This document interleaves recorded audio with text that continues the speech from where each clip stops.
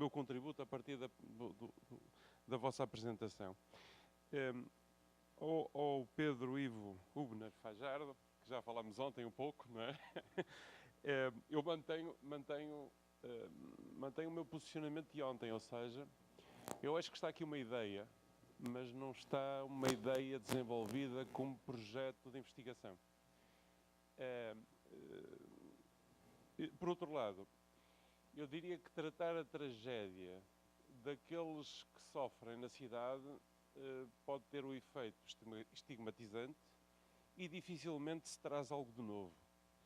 Eu desafiava para a epopeia dos que sofrem na cidade ou para a tragédia daqueles que são ricos e vivem com medo e fecham-se nas comunidades fechadas e só andam de táxi e andam de ar-condicionado em ar-condicionado, que é uma tragédia, não é? Quer dizer, eu acho que eu desafiava a sair da lógica mais normalizada, mais do mesmo, digamos assim, que acho que não iria acrescentar muito a compreender a cidade brasileira, neste caso. A relação, do ponto de vista da pesquisa, partir do jornal e dos relatos, não sei bem como é que se, quer dizer, o que é que se faz com isto? Quer dizer, com esta ferramenta chega-se aonde? Quer dizer, o jornal permite retratar o quê? O crime? Vai retratar o quê? Geografias? Localização? Pretende fazer mapas? Quer dizer, sinceramente, não estou a ver o que é que se constrói a partir daqui, não é?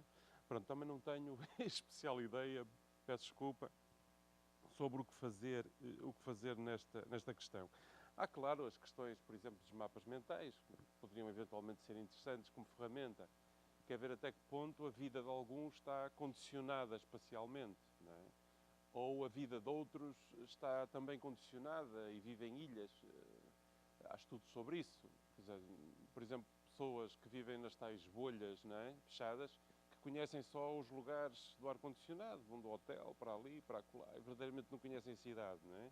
E outros que conhecem só a cidade da proximidade da residência. Isso talvez fosse uma ideia, uma abordagem, não faço ideia, mas fica aqui o desafio para tentar, a partir de uma ideia, que é esta da tragédia, construir algo, que eu diria que neste momento ainda não está construído e é natural que está a começar. Rafael, eu vi que houve o cuidado com os conceitos, enfim, e há muitos autores brasileiros que têm um bom trabalho sobre conceitos, mas eu desafiava também a tentar precisar um pouco melhor o conceito de segregação na sua relação com o conceito de separação e de exclusão. Penso que muitas vezes são utilizados quase como sinónimos, não é? E algum trabalho sobre estes termos, designadamente por parte do Pedro Almeida Vasconcelos, por exemplo, não é? Que não os coloca como sinónimos. Pronto, e depois, enfim, como é que diria? Assino por baixo das críticas, das sugestões e críticas que foram feitas, sim. Poliana, acho que já no essencial tudo foi dito. Acho particularmente muito interessante este cruzamento, também quer dizer, assino por baixo do que disse aqui João Ferrão, que acho muito interessante esta relação entre geomorfologia e questões sociais, não é? Geomorfologia social, não é? Não é muito frequente na geografia e parece-me que é um dos caminhos de maior potencialidade da geografia. É relacionar as coisas para compreender de facto território, não é? Território com gente e com areia, não é? Tudo isto faz parte dos espaços que nós apropriamos e utilizamos. Fiquei particularmente interessado pela investigação da Tamires, embora eu acho que há demasiado no seu projeto parece-me haver demasiado para que chegue a um bom fim, quer dizer, é muito ambicioso, não é? Por exemplo, eu acho que só esta ideia de ver o desfazamento entre a geografia científica, a geografia escolar e a geografia da vida, eu diria que deveria ser o objetivo de um projeto de investigação a ser feito por 10 pessoas durante 10 anos, quer dizer, porque há tantas geografias científicas, tantas geografias escolares, tantas geografias da vida, não é? Como é que se faz como é que se faz esta avaliação das diferenças? Parece muito complicado. Enfim, achei muito interessante pela primeira vez haver uma crítica à geografia da crítica, não é? Queria sublinhar e queria dar-lhe uma sugestão, que é tentar estudar algumas práticas pedagógicas um pouco diferentes, quer da geografia da memória, quer de outras que aqui nos trouxe, e falar de um colega meu que tem trabalhado um pouco estes temas, que é o Herculano Caixinho, que até é um nome conhecido no Brasil pelas questões da geografia do comércio. Ele trabalha muito também estas questões da geografia e da relação entre o ensino e a geografia. E tem desenvolvido, até profissionalmente, na universidade, uma metodologia que julgo que vem dos Estados Unidos, que é o Project Based Learning. Portanto, a aprendizagem pelo projeto, com os estudantes, não é? em sala de aula.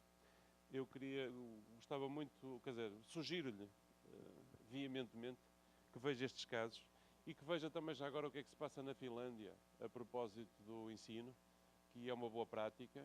E já agora mais uma sugestão. Tente ver quais são as boas práticas de ensino nos estudos da OCDE. A OCDE tem regularmente avaliação do ensino e da aprendizagem. Penso que era interessante por aí tentar verificar quais poderiam ser as práticas a estudar.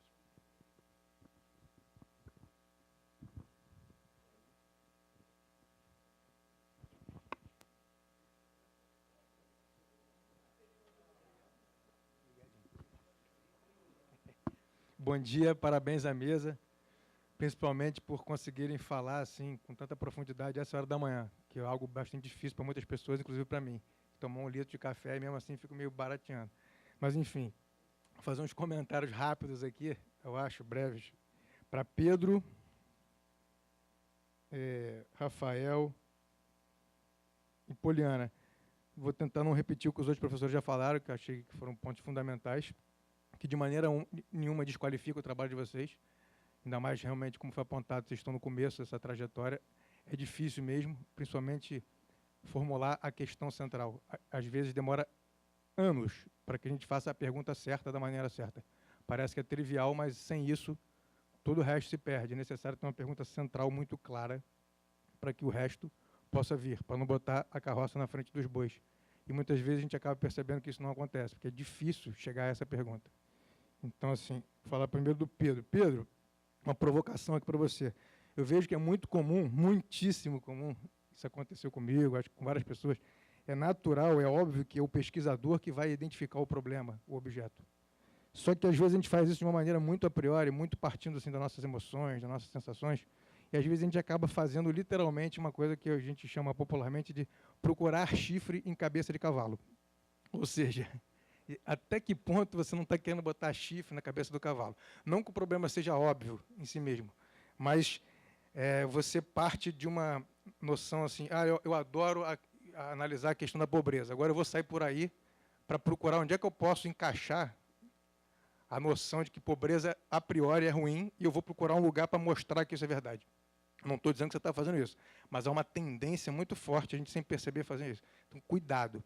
E aí uma das consequências dessa é o próprio problema da estigmatização, que já foi comentado aqui por 3 ou 4 professores, e vou complementar isso, aí já do ponto de vista da antropologia cultural, de onde eu venho também, que é o problema das categorias analíticas, que a gente impõe essas categorias no sujeito. E aí, como você está falando, digamos assim, não exatamente isso, mas dessa noção sua da geografia, da tragédia, além da estigmatização, até que ponto essa categoria não é uma imposição sua sobre essas pessoas? Será que é isso que as pessoas vivem? Será que é isso que elas percebem? E aí, só para finalizar um comentário geral, não conheço com profundidade isso, mas até onde eu sei, será que isso não faz parte de um projeto muito maior, de um processo muito maior, ligado, por exemplo, à noção da sociedade do espetáculo? Só para você pensar sobre isso. E aí, vamos para Rafael. Rafael, um comentário geral sobre a estrutura do seu trabalho, que eu acho que aconteceu também com outros, mas eu vou só comentar o seu.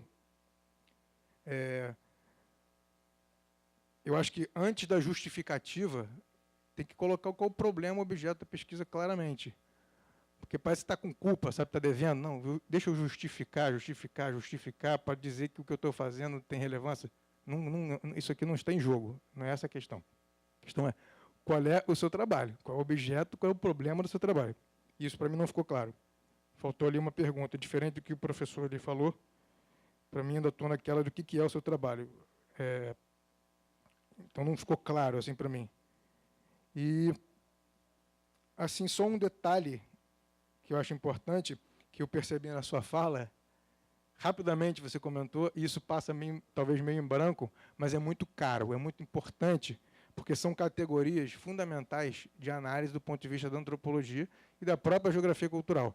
Você falou ali dos grupos que você se referiu no filme, como etnia branca e etnia negra. Etnia se refere à identidade cultural.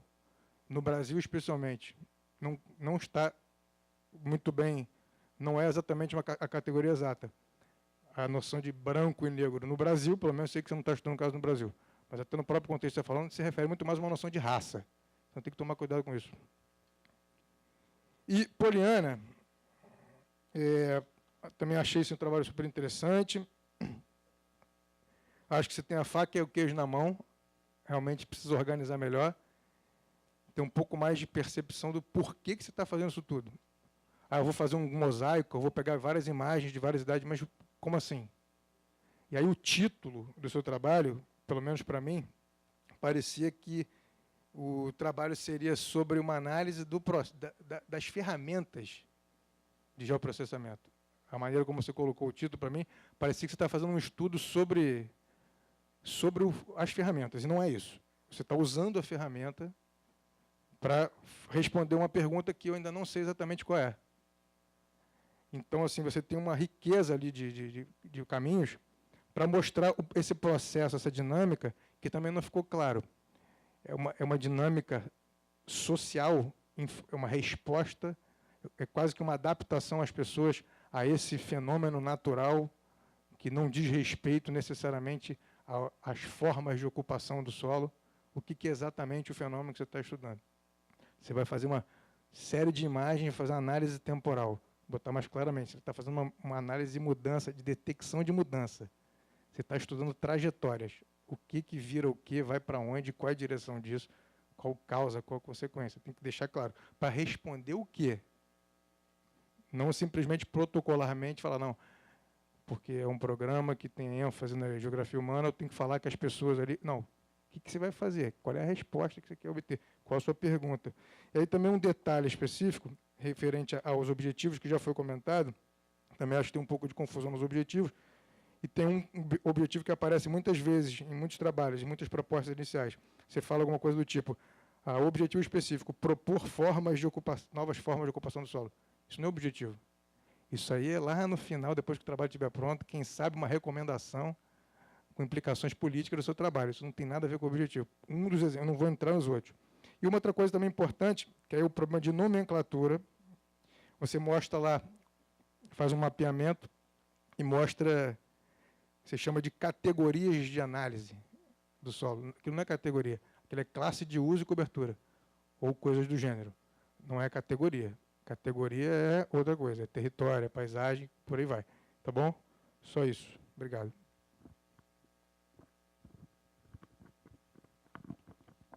Podem, por favor, responder.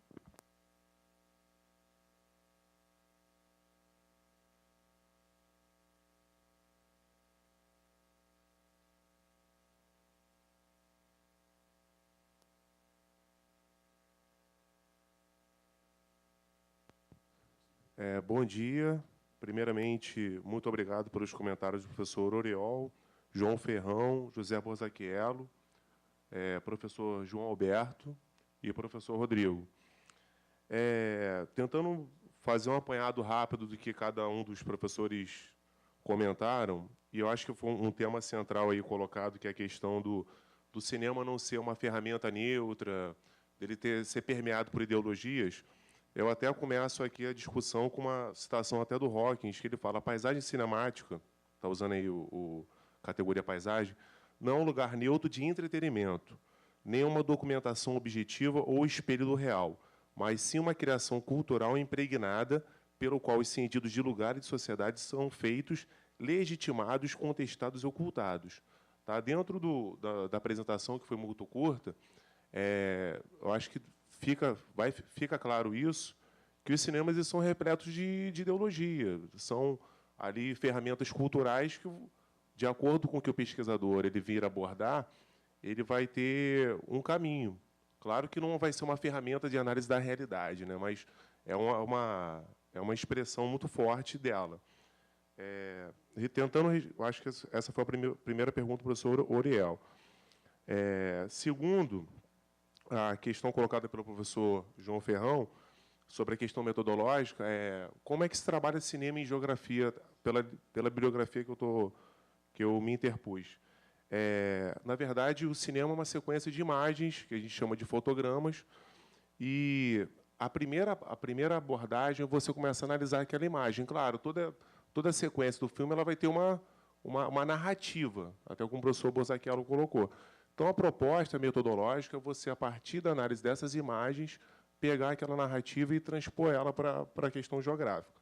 É o princípio que eu tenho aí de colocação enquanto metodologia. Pegando a colocação do professor José Bozacchiello, que citou até o Kevin Lynch, né, da interlocução com a imagem, não foi citado ali, mas dentro do projeto eu já estou abordando o METS, tá, e o professor Ismael Xavier, que é do Brasil. Então, assim, são também interlocutores que, além da proposta, eu peço obrigado, professor, por ter colocado. E, claro, a professora Maria Helena, que tem vários artigos no livro da Geografia Cultural aqui da UERJ, e o professor Zé Martins, que fez um trabalho fantástico sobre o show de Truman. Também não foram citados ali, mas também são interlocutores. Pela